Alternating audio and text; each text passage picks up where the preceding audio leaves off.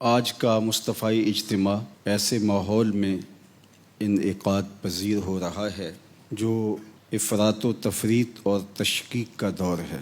غلبہ اسلام، تنفیذ دین تو بہت دور کی بات ہے، اعتقادات کی بنیادیں بھی کھوکھلی ہو چکی ہیں۔ الحاد کا شیش ناگ ہمارے نوجوانوں کو ڈس چکا ہے۔ اس میں کوئی شک نہیں ہے کہ آج کی تاریخ میں لوگوں کا دینداروں سے نہیں، دین سے بھی اعتماد اٹھتا چلا جا رہا ہے، اور یہ بہت خطرناک صورتحال ہے۔ لیکن افسوس کہ ہمیں ان چیزوں کا ادراک تک بھی نہیں ہے۔ کارواں لٹ گیا ہے۔ لٹنے والے کو جب یہ احساس ہوتا ہے کہ میں لٹ گیا ہوں تو وہ مداوع کرتا ہے، لیکن اگر اس کو یہ احساس ہی نہ ہو تو مداوع کی طرف اس کا رخ بھی کیسے ہو سکتا ہے؟ آج کی تاریخ یہ ہے کہ اگر ایک شخص مسلمان ہو رہا ہے تو اسی دن کئی لوگ ملحد ہو رہے ہیں۔ یہ رجعت قہقری یہ کس سمت ہمیں لے کے جا رہی ہے؟ ایکس مسلم سوسائٹیز اس وقت جس تیزی کے ساتھ مرتدین کو اپنے ساتھ شامل کرتی چلی جا رہی ہیں، اور اس وطن عزیز میں بھی 1 لاکھ کے قریب لوگوں نے اپنے آپ کو لامذہب کے طور پہ رجسٹر کروانے کی درخواست دی ہے۔ اور یہ سب کیوں ہوا؟ اس کے محرکات کیا ہیں؟ اسباب کیا ہیں؟ یہ ہماری کچھ غلطیوں اور کوتاہیوں کا نتیجہ شاخسانہ ہے، یا یہ نادیدہ اور خفیہ ہاتھوں کی کرشمہ سازیاں ہیں؟ عالی مرتبت سامعین، ہمیں آج کی کانفرنس میں یہ ضرور سوچنا ہوگا اور اپنا محاسبہ کرنا ہوگا۔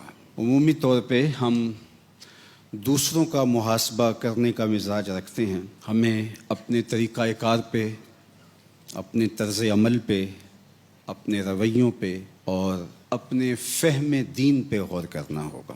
بڑی تیزی کے ساتھ پاؤں تلے سے زمین سرک رہی ہے، اور تنکا تنکا کر کے جو امت حضور نے جوڑی تھی 72-73 گروہوں میں تو پہلے ہی بٹی تھی، آج مفقود ہوتی چلی جا رہی ہے۔ کلاہ لالا رنگ رسوا ہے، امت کو بھیڑ بکریوں کی طرح ذبح کیا جا رہا ہے۔ ٹگے کی توقیر نہیں ہے۔ 56-57 اسلامی ملکوں کے حکمران فرنگی روحوں کے بے حس ڈھانچے ہیں۔ ہماری ریاستیں مغرب کی زر خرید باندیاں ہیں، اور جنہوں نے منبر و محراب سے بیٹھ کے قوموں کی رہنمائی کرنی تھی، وہ 2 رکعت کے امام یہ بھی نہیں جانتے کہ قوم کیا ہوتی ہے اور قوموں کی امامت کیا ہوتی ہے، جس کے نتیجے کے اندر آج ہم جہاں کھڑے ہیں، غالب نے کہا تھا ہوا مخالف ہو، شب تارو، بہر طوفاں خیز، گسستہ لنگر کشتی و ناخدا خفت است۔ ہوا مخالف ہے، رات تاریک ہے، اور سمندر میں طوفان برپا ہے۔ کشتی کا لنگر بھی ہاتھ سے چھوٹ چکا ہے۔ لیکن یہ سب کچھ ہوتے ہوئے اگر ملاح جاگ رہا ہوتا، ناخدا جاگ رہا ہوتا، تو بھنور سے کشتی کے نکلنے کے امکان تھے۔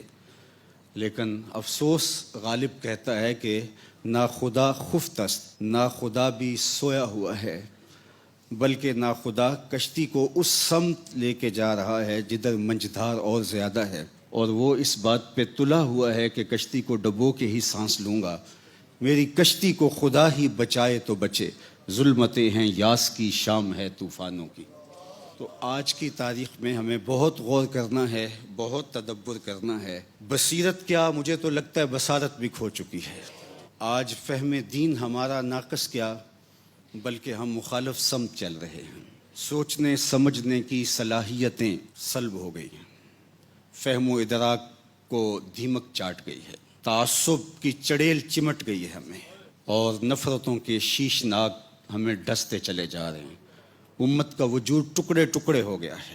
ہم نے تو یہ سنا تھا کہ باہر سے دشمن حملہ آور ہو تو گھر کے لوگ متحد ہو جاتے ہیں۔ دشمن تو ہماری بوٹیاں بھی نوچی ہیں، ہمارے بچے بھی ذبح کیے۔ دشمنوں کی توپوں نے ہمارے نوجوان اور بوڑھے اور خواتین، ان کو توپوں کے دھانوں پہ رکھ کے ہواؤں میں بھی اڑایا، لیکن اس کے باوجود نہ ہم جاگے، نہ ہم جاگنے کے لیے تیار ہیں، اس لیے کہ کوئی سویا ہو تو جاگے، مردے تو نہیں جاگا کرتے۔ اقبال نے کہا تھا کہ یہ امت حامل قرآن نہیں ہے، اور یہ امت امت ہی نہیں ہے۔ تو مردہ قومیں کب بیدار ہوتی ہیں؟ بیدار تو سوئے ہوئے ہوتے ہیں۔ تو آئیے آج کی تاریخ میں ہمیں اپنی راہ عمل تلاش کرنی ہوگی، اپنا راستہ دیکھنا ہوگا۔ وہ راستہ کوئی نیا نہیں ہے جو ہم نے تراشنا ہے، وہ تراشا گیا راستہ ہے جس پہ چلنا ہے ہم نے۔ نبیوں نے جن راہوں پہ اپنی زندگیاں گزاریں، امام الانبیاء صلی اللہ علیہ وآلہ وسلم نے جس راستے کو اختیار کیا، ہم نے اسی راستے کو اپنی منزل کے لیے اختیار کرنا ہے۔